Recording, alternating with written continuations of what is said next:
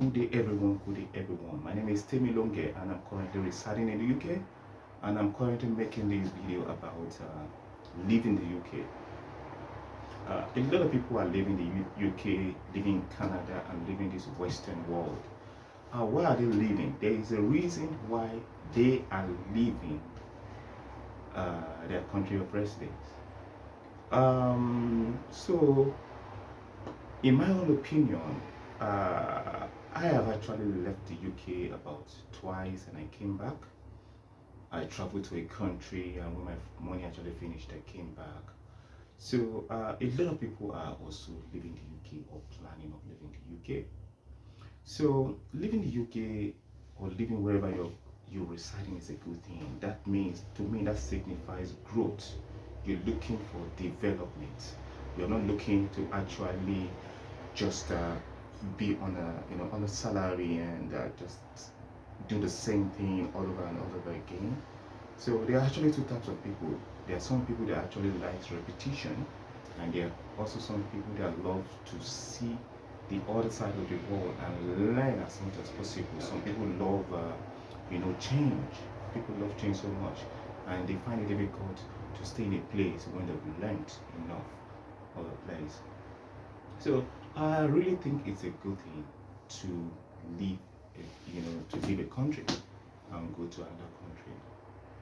Okay, so now the next question is where is that person going? Where are you going to? That's the next question. In my own situation, I left the UK and I went to Turkey. From Turkey, I went to another European country. From there, I just kept moving around. And I went to Israel. I went to Belgium. I just kept traveling. Okay, that was on my second time. I went to Israel. I went to Belgium. My goal was actually to travel around the world to actually commence the journey, but I actually came back after like a year. The first time I went for like a year as well. The second time I went for another 1 year. So, and I came back after a year. My initial goal was to actually go for about 3-4 years. A year was just too small for me. I wanted to go for like 4 years without even coming back. So the next question is, where are you going? And I've watched a lot of channels by some other people, whereby they actually just some of them actually just go to. Let me just close the window here.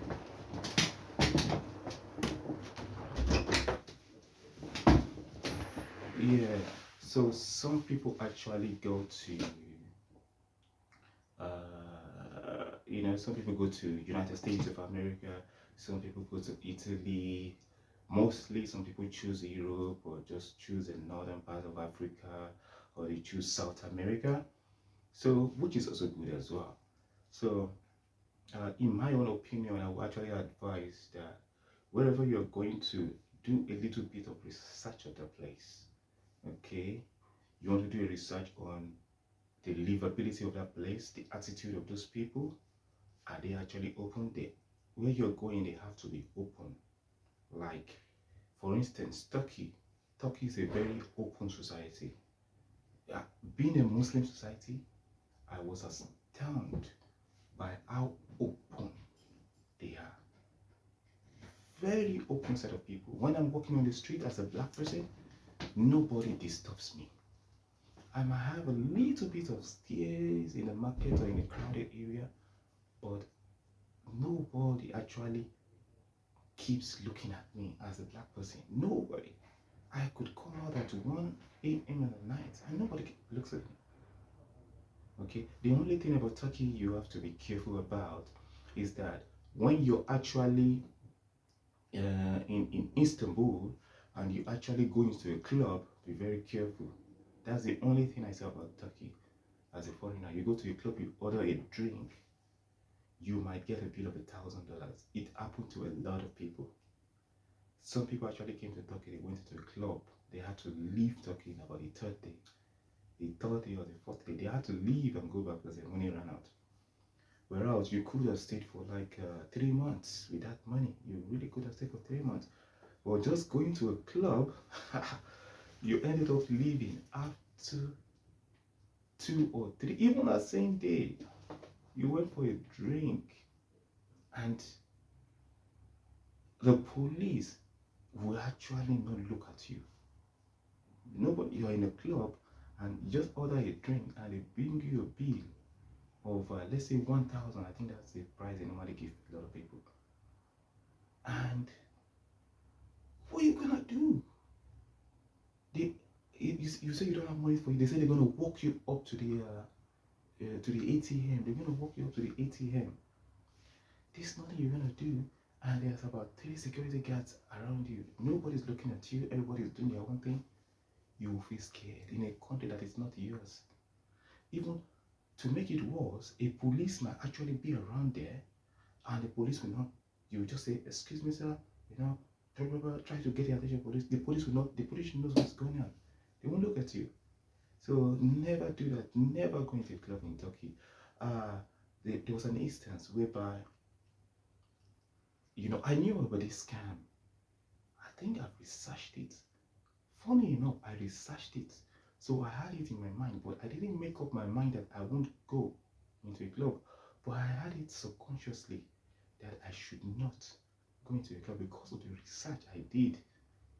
It's just like I didn't decide that when I was in Turkey, I didn't decide that I won't go to the club. But I made a 50%, a 40%, 25%, or let's say 30% decision that I won't go, or 40% decision that I won't go into a club. I wasn't certain about the scam yet, but I made a 40% decision I won't go because I want to be cautious of myself, and I don't want to lose my money easily. So in this hostel where I was staying, there was a guy from Morocco. So I remember, and a lot of people, when it happened to them, they don't want to open up because they feel embarrassed to open up. It's not a nice thing to actually open up about, because you feel more sad. If it happens to you and you open up about it, you feel more sad. You want to deal with it yourself. So I was just discussing to him, blah blah blah, that I'm a forex trader, blah blah blah, I do this, blah blah blah. Then he just opened up to me that he went to a club and he was scammed for 800.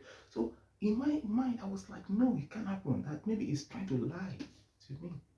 But come to think about it now, I realized he was telling the truth, and it was a pity.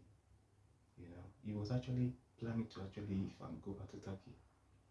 So this is what actually happens in Turkey. One has to be careful. So I was actually discussing, where are you going to? That's a question. Where are you going? Do a little bit of research on where you're going. The people have to be open. If you can find a little bit of business to do in that community, it might not be big, maybe teaching English.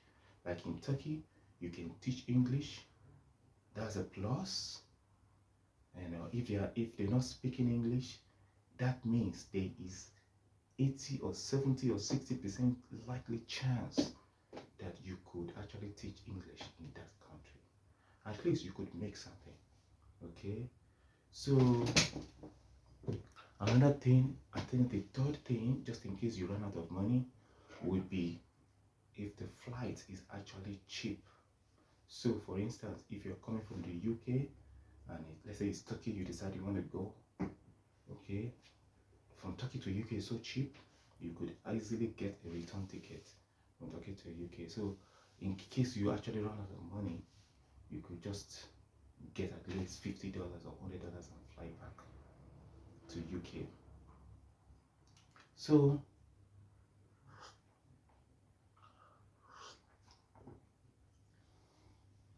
the third thing is, why are you living? You need to know why you're living. When I was living, I was living because I was fed up with the UK. I was fed up. Okay, so being fed, I was really fed up of that UK.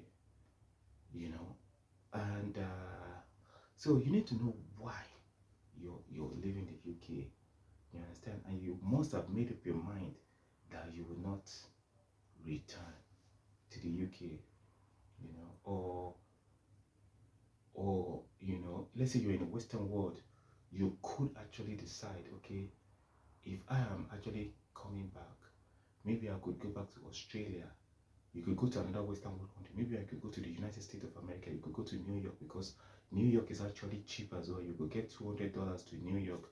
You could go to Canada. You could go to Belgium.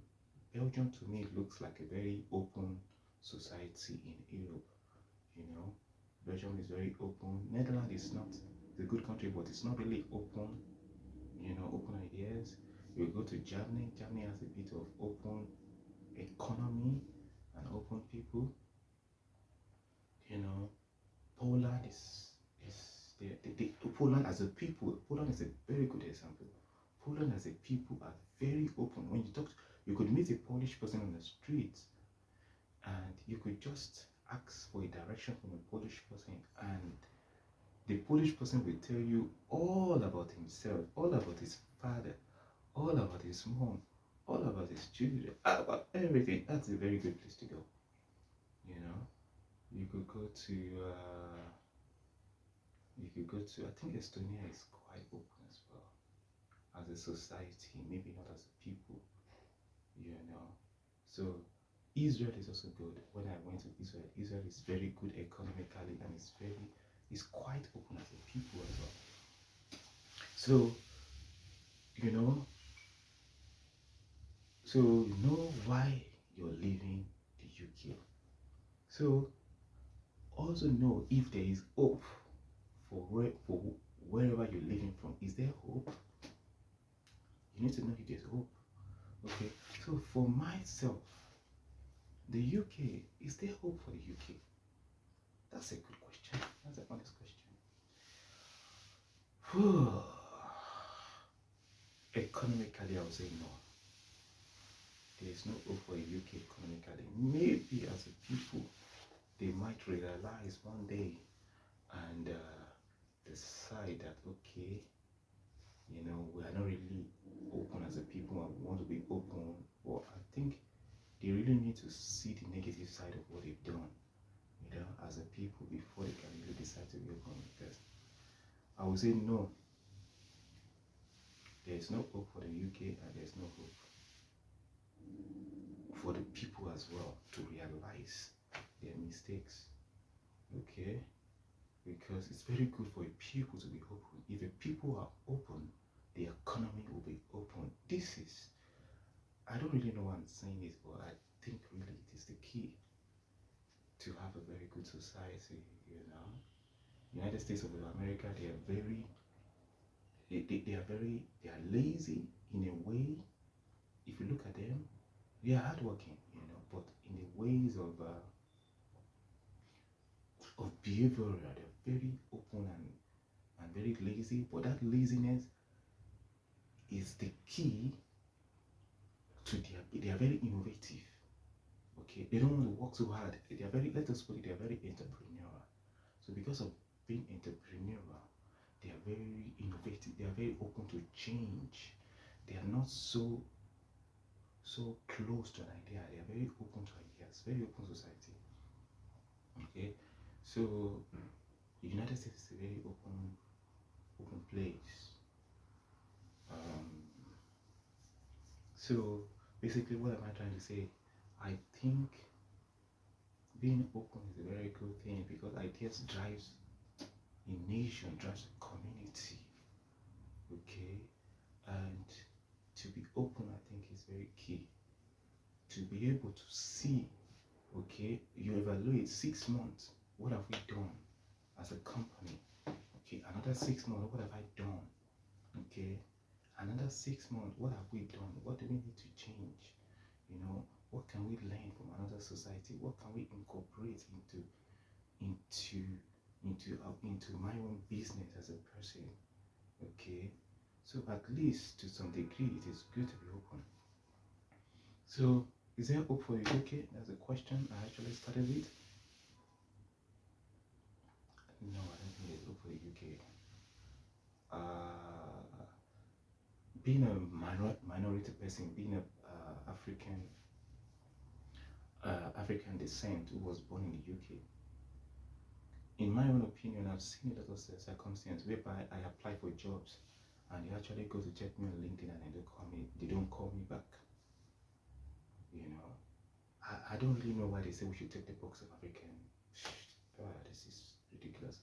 Why should you take a box? You know, if you really call yourself an open society and you're applying for jobs, you don't really need to tick your your your your your your minority, your descent. You don't need to, because it makes employers to know where you're from. It's not right. You know, these things happen very subtle. They check all those things and they don't call you. I applied for a this was about 5 years ago. I applied for a cleaning job, man. That you should just. I was actually booked for an interview, and all of a sudden I was not called back. That interview was cancelled. It was a very. It was like. It was in central London. I think they just went to Google my name and whatever. They cancelled it. Cleaning job. I was shocked. I was shocked. Whereas I've got a lot of friends in Israel, and they come to tell me like they get jobs so easily in Israel. So these things happen. You understand? So the other thing is, are you convinced you will not come back into the country you actually decided that you are leaving? Are you convinced that you will not come back to the country you decided you are leaving? So for instance, in my own situation, I was actually leaving the UK, but I didn't ask myself that question, if I am convinced that I would not return. Okay?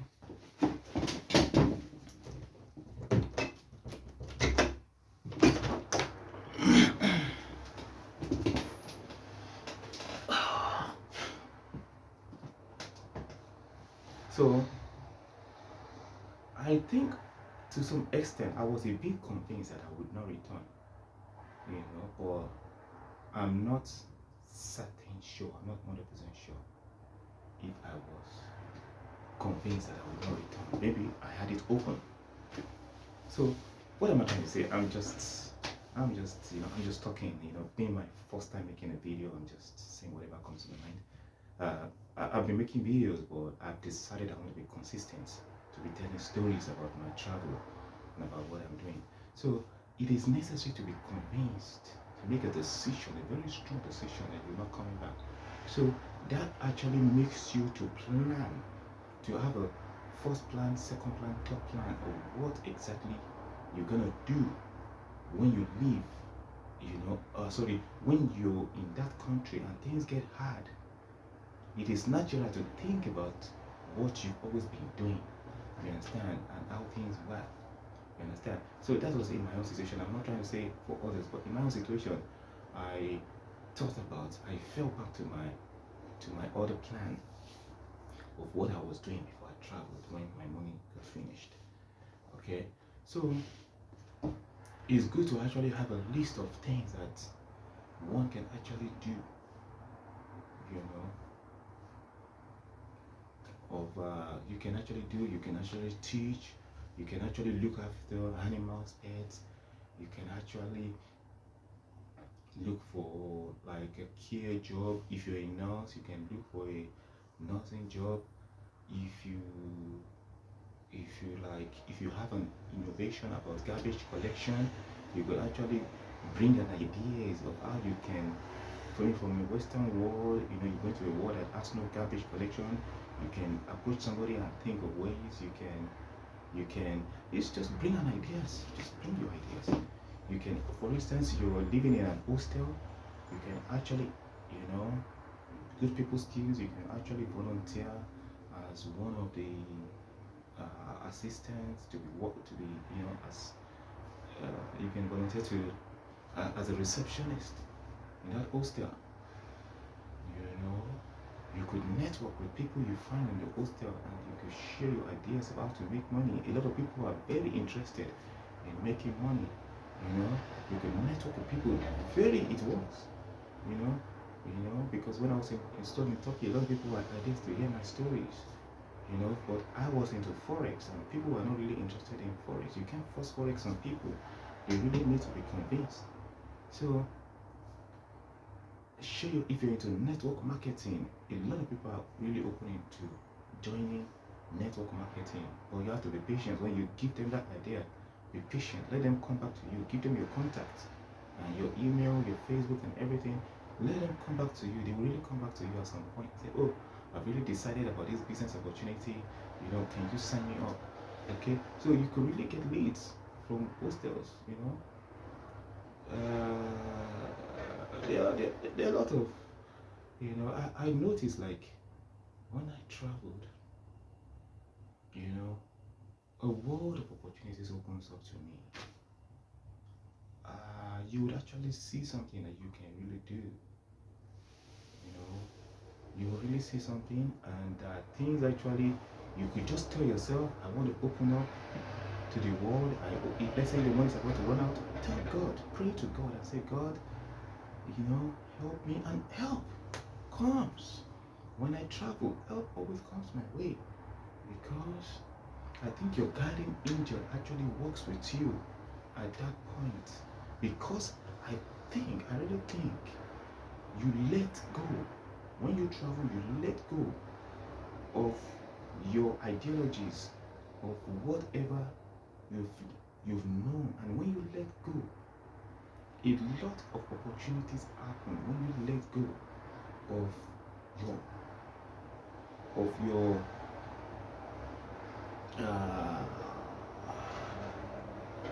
your self ideas, when you let go of your concept of life, of what's the word? When you let go of your I'm not looking for a word. It's very important. When you let go of your perception of yourself, what you believe that you are, your perception, your realities. When you jump out of the blue into new opportunities that you've never done in your life, your mind opens up, you are light, and opportunities open up. So I'm a firm believer of when you actually travel, especially when it is not convenient and you actually do it, opportunities open. People will walk up to you and they will help you. Guaranteed. It will be like a surprise. People, if you could try it, I'm going to try it one day, but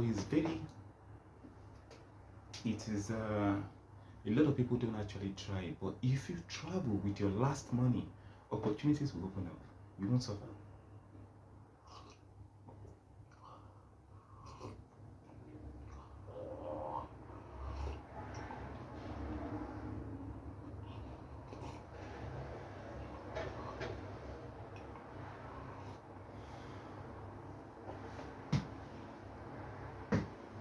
Okay? So are you concerned are you convinced that you will not come back? So the last point would be the final message to the country that you actually live in. Okay? What's the final message? You want to leave a message. You can leave a message to your friends. You can leave a message to your parents. You can leave a message to your cousins, because you've told yourself you won't come back to that country. You could leave a message. Maybe you're a YouTuber, for instance, you're making a video, you can leave your final message. So what's going to be your final message? That's very important. So for instance, when I leave the UK the third time, and I know that I won't be coming back, what's going to be my final message? Very key. My final message would be to actually the politicians, to the ministers, to the prime ministers, and the leaders of the country. The leaders of the country have actually made the people of the UK let me use the word very, very, I think the UK people have been brainwashed. Whatever their leaders say is what they actually do, in the sense that, to no degree have I seen the people of the UK actually accept foreigners wholeheartedly. They really don't. They really don't, except few people. They see that you're the best in whatever they do. They try to accept you, and whenever they don't like you again, they try to backstab you among their colleagues, and before you know it, there's a lot of backstabbing in the UK. So I really think the UK is a messed up society. I really think the UK is a messed up society. Really messed up, a lot of times, they go and bring foreigners from abroad, to come into the country to come and work, and when they don't want the foreigners anymore, they start to change their policies and try to expel them. They don't give them visas. They say they have to wait for, instead of waiting for 5 years, they have to wait for 10 years. There's a lot of foul play in the UK, and they bring those foreigners. The people think the British think they can ride them easily. The foreigners come to work, and they try to make the lives of the foreigners miserable. They try to ask the foreigners private questions. Why should you ask your colleagues private questions? It's a job market. When I was working, first time I came to the UK, they used to ask me a lot of private questions. What are you doing? Why did you come here? Where are you from? Private questions they keep. And by the time you give them your private information, immediately they go and share it among their colleagues. And if you say maybe you don't like, you're actually straight, you don't like people who actually go after the same sex, you understand? You know what I mean? Before you know it, you're laid off from work because you came to the country and you said something that is acceptable in your own land. You now just open yourself up, and you become vulnerable in a society, to your colleagues, and you just say whatever you want to say. They use that against you, and you can get laid off. It happens to a lot of people. They get laid off because of being open. So I think the UK has actually, they're so controlled that everybody watches what they say. It's crazy. It's crazy. Why should you watch what you say? It's not actions. Action speaks louder than words. I don't really understand it. From where I'm from, Nigeria originally, people don't. If I say something bad, all the person can say can be, don't say that next time. That's not good. Because although words are very important, but actions, actions. You could be speaking from a position of anger. You're angry and you're speaking, because it doesn't really mean that's what you're gonna do. It's crazy, man. Everybody, if you're watching what you're saying, that means you're actually saying what the government actually expects you to say, and that's a control mechanism.